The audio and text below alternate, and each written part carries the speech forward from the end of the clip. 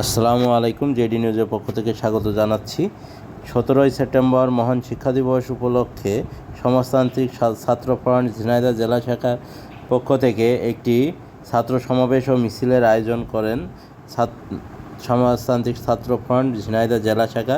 এখানে তারা ঝিনাইদহ কেন্দ্র শহীদ মিনার হতে র্যালি নিয়ে ঝিনাইদহ পোস্ট অফিস মোড়ে এসে অবস্থান নেন এবং এখানে সমাবেশ করেন।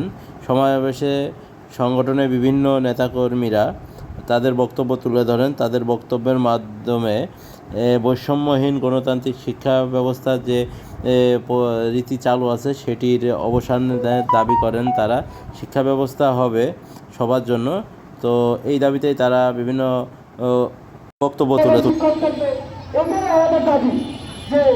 আর এটা যে আমাদের খাতা কলমের দামগুলো ওগুলো কমাতে হবে, কারণ একজন কৃষক দাদা এটা এত টাকা করে যে খাতা কলম কিনবে, তখন দেখা যাবে যদি একটা ছেলে তার কাছে বলে বাবা ওই খাতা কিনতে যাবো, যে টাকা দাও, বাবা জোগাড় দিতে পারে না, কারণ সেই বাবার অন্যের কোনো ন্যায্য মূল্য সে পায় না। এইসব থেকে রাষ্ট্রকে অবশ্যই নির্দেশন করতে হবে। আর সরকারি স্কুলগুলোতে বিশেষ করে সরকারি স্কুলগুলোতে বিভিন্ন রকম পদক্ষেপ তাদের নিতে হবে, বিভিন্ন রকম উন্নয়ন, বিভিন্ন রকমের ক্লাস, স্যার এবং শিক্ষকদের যাতে তারা পর্যাপ্ত পরিমাণ বেতন দিতে পারে, কারণ একজন শিক্ষক যদি পর্যাপ্ত পরিমাণ বেতন পায় এইগুলো দেখতে হয়। এটা আমরা কখনো আশা করিনি। 1962 সালে স্বৈরাচার সরকার আইয়ুব খানের শাসনামল থেকে যে নীতিগুলো চলে আসতেছে এগুলোর শেষ এখনো আমরা দেখতে পারিনি। কেন আমাদের সাথে আজকে এগুলো হবে? 1958 সালে স্বৈরাচার আইয়ুব খান যখন ক্ষমতায় আসে, 1959 সালের 30 ডিসেম্বর এস এম শরীফের নেতৃত্বে একটা শিক্ষা শরীফ কমিটি গঠন করা হয়। এখানে স্বৈরাচার আইয়ুব খান কিছু নীতি প্রণয়ন করেন যেগুলো তখনকার ছাত্র সমাজের পছন্দ হয়েছে। আগামীতে এই রাজপথে সোচ্চার থাকবে। আপনারা জানেন 1958 সালে স্বৈর শাসক আইয়ুব সরকার ক্ষমতা দখলের পরে 2 মাসের মধ্যে যে শিক্ষা কমিশন গঠন করেন এবং 1959 সালের মধ্যে যে শরীফ কমিশনের নেতৃত্বে এই নীতি বাস্তবায়ন করেন,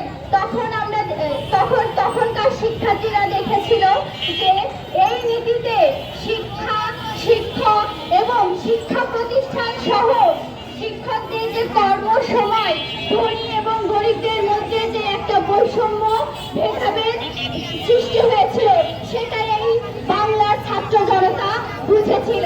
এবং আমাদের যে শিক্ষা মৌলিক অধিকার, এই শিক্ষাতে আমাদের কোনো পণ্য নয়, চাল ডাল মাছ মাংস যেমন করে আমরা কিনে খাই, পণ্যের মতো করে আমরা যে পোশাক ব্যবহার করি সেই পণ্য কিন্তু শিক্ষা নয়।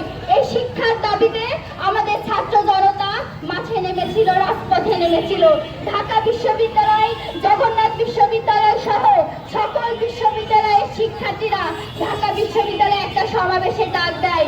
এবং আপনারা দেখেছেন 24-এ যে স্বৈর শাসক ফ্যাসিস্ট শেখ হাসিনাকে আমরা পতন করেছি, শেখ হাসিনার দোসরকে আমরা পতন করেছি। এটা একটা ভুল কথা, আমরা কিন্তু এখনো সেই দোসরকে একদম পতন করতে পারিনি। সেই জন্য আমরা কিন্তু এখনো রাজপথে আছি এবং থাকবো। সেই সমাবেশে সেই শিক্ষানীতির বিরুদ্ধে যে ছাত্ররা পথে নেমেছিল, আইয়ুব সরকারের যে গুন্ডা বাহিনী আছে, পুলিশ বাহিনী ছিল, তাদেরকে দিয়ে আমাদের শিক্ষার্থীদের উপর গুলি করা হয়। এখানে ওয়াজিউল্লাহ সহ বাবুল, তারপরে হচ্ছে অনেক শিক্ষার্থী, নাম না জানা অনেক শিক্ষার্থীকে হত্যা করা হয়। সেই হত্যা থেকে একটা শিক্ষানীতি এবং শিক্ষার দাবিতে আমাদের ছাত্র সমাজ পথে এবং রাজপথে নেমেছিল।